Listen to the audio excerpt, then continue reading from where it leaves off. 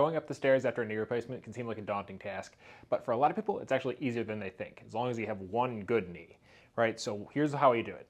What I recommend is if you have, say this is my railing, and I have a cane in the other hand, if I don't have another railing to help me. But what I'm gonna do, this is my surgical leg, just marked by this red tape here. I'm gonna go up with my good leg, up with my non-surgical leg, cane, good leg, and then the surgical leg trails behind.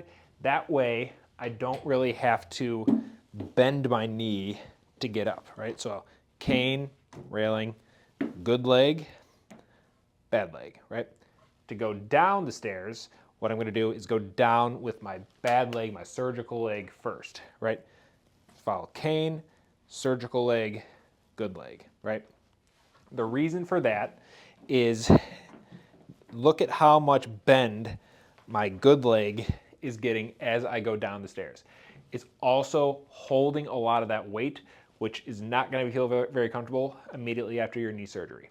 So that's the way I recommend. Again, it's cane, railing, up with the good leg, the non-surgical leg, and then cane, railing, down with the bad leg first, right?